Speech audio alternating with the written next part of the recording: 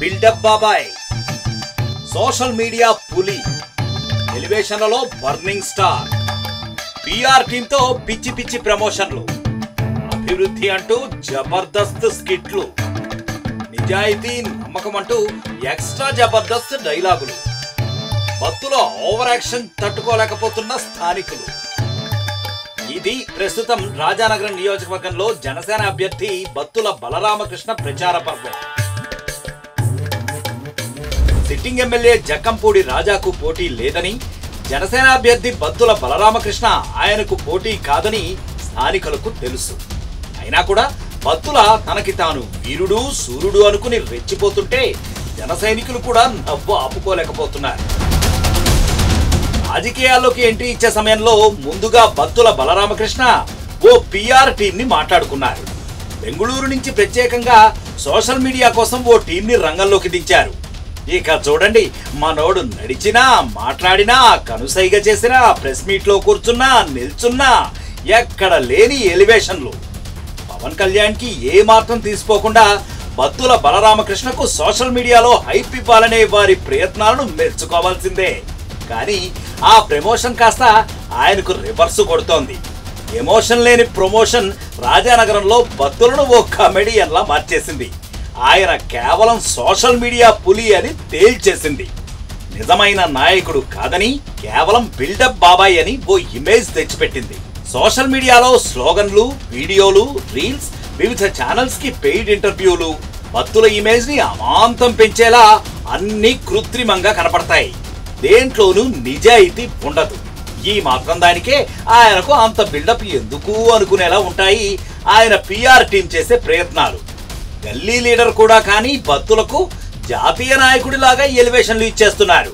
వాటికి తోడు బత్తుల నోరు తెరిస్తే మాటలు కోటలు దాటుతాయి. అది చేస్తా ఇది చేస్తానంటూ ఆకాశానికి నిచ్చెన వేస్తా రాజానగరాన్ని మరో హైదరాబాద్ చేస్తానంటూ అలవి కాని హామీలిచ్చేస్తుంటారు బత్తుల బలరామకృష్ణ. చిత్తశుద్ధి ఉన్న నాయకుడు ఓవైపు, చెత్తబుద్ధి ఉన్నవాడు ఇంకోవైపు రాజానగరంలో పోటీ పడుతున్నారు. బత్తుల బలరామకృష్ణ ప్రమోషన్ మాస్టర్ మాత్రమే కాదు, పెద్ద కాపీ మాస్టర్ కూడా. రాజానగరంలో జక్కంపూడి కుటుంబం అన్నదానం నిర్వహిస్తుంటుంది. దాన్ని కాపీ కొట్టి తాను కూడా అన్నదాన కార్యక్రమాన్ని మొదలు పెట్టారు బత్తుల. కానీ నెల రోజుల్లోనే ఆపేశారు. అది మనవాడి చిత్తశుద్ధి. ఆపదలో ఉన్న వారిని ఆదుకోవడం జక్కంపూడి వారికి వారసత్వంగా వచ్చిన లక్షణం. ఆపదలో ఉన్న కుటుంబాలకు 2000 రూపాయలు విలువ చేసే నిత్యావసరాలు వారు అందిస్తుంటారు. దీన్ని కూడా కాపీ కొట్టేశారు బత్తుల. రాజానగరంలో దాదాపు 3000 కుటుంబాలకు జక్కంపూడి రాజా సాయం చేశారు, చేస్తూనే ఉన్నారు. కానీ బత్తుల మాత్రం 2-3కి మాత్రమే సాయం చేశారు. అది కూడా కేవలం ఫోటోల కోసమే. రాజానగరం వాసులకు జక్కంపూడి కుటుంబం అంబులెన్స్ సదుపాయం కల్పిస్తోంది. చివరకు దాన్ని కూడా కాపీ కొట్టి బత్తుల అంబులెన్స్ రోడ్లపైకి వచ్చింది. అది కూడా అర్థాంతరంగా ఆగిపోయింది. సొంత డబ్బుతో సామాజిక సేవ చేస్తూ జక్కంపూడి ఫ్యామిలీ రాజానగరం ప్రజలకు చేరువైతే కేవలం ప్రచారం కోసం సేవ మొదలుపెట్టి ఆరంభ సూర్యుడిగా మిగిలిపోయారు బత్తుల బలరామకృష్ణ. ఒక్కరికి ఉద్యోగం ఇప్పించలేదు, కానీ వేలాది మందిని ఉద్యోగాల పేరుతో మోసం చేశారు. రాజానగరంకు ఒక్క సాఫ్ట్వేర్ కంపెనీ తేలేదు, కానీ వేల కోట్ల పెట్టుబడులు వస్తున్నాయంటూ ఊదరగొట్టారు. రాజానగరంకు చేసిన ఒక్క మంచి పని అంటూ లేదు. ఒక్క ఛాన్స్ ఇస్తే రూపురేఖలు మార్చేస్తానంటూ బిల్డప్ మాత్రం ఇచ్చారు. నాయకుడంటే ఆయన గతం, వర్తమానం, భవిష్యత్తు గురించి ప్రజలు కాస్తో కూస్తో ఆలోచన చేస్తారు. ఎమ్మెల్యే జక్కంపూడి కుటుంబం ఎన్నో మంచి పనులు చేసింది. ఇప్పుడు ఎమ్మెల్యేగా రాజా మంచి పేరు తెచ్చుకున్నారు. రేపు వైసీపీ ప్రభుత్వం మరింతగా నియోజకవర్గాన్ని అభివృద్ధి చేస్తారనే ఆశ అందరిలో ఉంది. కానీ బత్తుల బలరామకృష్ణ చరిత్ర చూస్తే మోసాలు, కేసులు, అడ్డదారి సంపాదనే కనబడుతుంది.